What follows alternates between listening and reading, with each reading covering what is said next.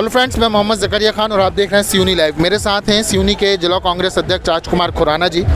खुराना जी, आज गांधी जयंती का मौका है, शास्त्री जी का जन्मदिन है, शास्त्री जयंती भी है। इस मौके पर कैसा देखते हैं आप? वो क्या संदेश है, वो क्या गांधी जी के आदर्श हैं या शास्त्री जी के आदर्श हैं जिनको लेकर आज एक कांग्रेस अध्यक्ष के तौर पर आप हमसे बात करना चाहें? देखिए, सर्वप्रथम तो मैं आज गांधी जयंती पर और शास्त्री जयंती पर आप पूरे जिले वासियों को बधाई देता हूँ। ऐसा विज़न जो महात्मा गांधी जी के मन में था, जो ग्राम स्वराज की उन्होंने इच्छा व्यक्त की थी, उस समय उस पर काम भी बहुत किया था उन्होंने। और दूसरी तरफ लाल बहादुर शास्त्री जी ने जय जवान जय किसान का नारा दिया था, क्योंकि बिना किसान के समृद्ध हुए देश समृद्ध नहीं हो सकता है। इस बात को शास्त्री जी समझते थे और इसीलिए उन्होंने ये जय जवान जय किसान का नारा भी दिया था। दूसरी तरफ महात्मा गांधी जी ने जिस तरह से ग्राम स्वराज की कल्पना की थी और वो चाहते थे कि हमारा गांव का अंतिम छोर का व्यक्ति भी यदि संपन्न हो, उसे वो सब सुविधाएं मिले, यदि हमारा गांव मजबूत होगा तो हमारा फिर देश भी मजबूत होगा। आपने देखा होगा, देश आज़ादी के बाद पंडित जवाहरलाल नेहरू ने जिस तरह से भाखंडंगल बांध को बनवा कर और किसानों को सुविधा देने का एक विज़न सामने रखा, उसके बाद निरंतर कांग्रेस की सरकारों ने बड़े बड़े बांधों का निर्माण किया। मैं नहीं समझता पिछले 20 साल में मध्य प्रदेश में भारतीय जनता पार्टी की सरकार ने एक भी बांध का निर्माण किया होगा।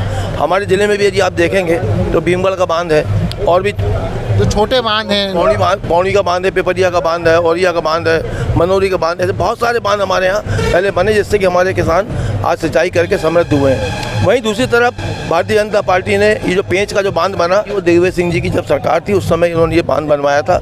लेकिन उसके बाद जो नहरें बनी इसकी, वो नहरें इतनी कमज़ोर बनी हैं आज कि यदि आप उसकी इतनी ज़्यादा भ्रष्टाचार। कब बनी? नहरें अभी भारतीय जनता पार्टी के शासनकाल में बनी, और जब नहर बनी वहाँ पे तो यही भारतीय जनता पार्टी के नेता वहाँ जलाभिषेक करने नारियल लेके पहुँचे, लेकिन वो नहरें 1-2 साल भी नहीं टिकी।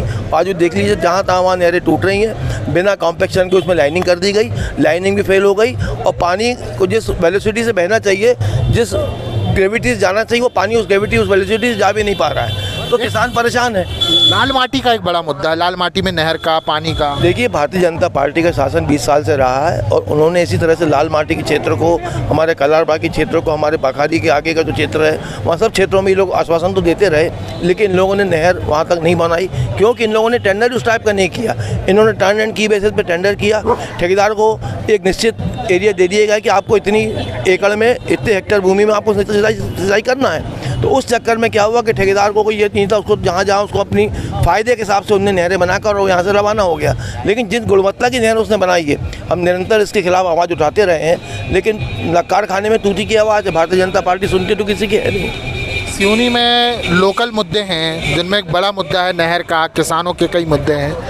बतौर कांग्रेस पार्टी आप लोग इन मुद्दों पे आने वाले चुनाव में किस तरह की मुखरता दिखाएंगे? देखिए, हम निरंतर इसको लेकर आवाज़ उठाते रहे हैं। आज भी आप देख रहे हैं हमारे शहर में ये जो किसान लोग जो आज ट्रैक्टर रैली निकाल रहे हैं, हमारा इन्हें पूर्ण समर्थन है।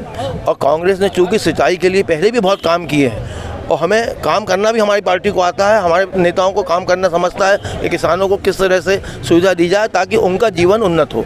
तो निश्चित रूप से पुराने अनुभवों का लाभ लेते हुए हम लोग जहाँ जिस भी क्षेत्र में पानी की कमी है, जहाँ पानी नहीं पहुँच पाया है, वहाँ पर पानी पहुँचाने का पूरा प्रयास करेंगे। ये थे हमारे साथ सिवनी के जिला कांग्रेस अध्यक्ष राजकुमार खुराना जी, जिनसे हम गांधी जयंती और शास्त्री जयंती के अवसर पर बात कर रहे थे। क्योंकि सिवनी में आज एक बड़ी किसानों की ट्रैक्टर रैली निकली, उस पर भी उन्होंने रोशनी डाली। उन्होंने लाल माटी का मुद्दा और भी नहरों के अन्य मुद्दों पर बात की। अब देखना ये है कि इन मुद्दों पर सरकार पर क्या असर होता है, चुनाव में ये मुद्दे कितने असर डालते हैं। हमारी यह बातचीत आपको कैसी लगी? यूट्यूब पर देख रहे हैं तो चैनल सब्सक्राइब करें, फेसबुक पर देख रहे हैं तो पेज लाइक करें और कमेंट बॉक्स में हमारी इस बातचीत पर अपनी प्रतिक्रिया ज़रूर दें। फिर मिलेंगे। जय हिंद, जय भारत।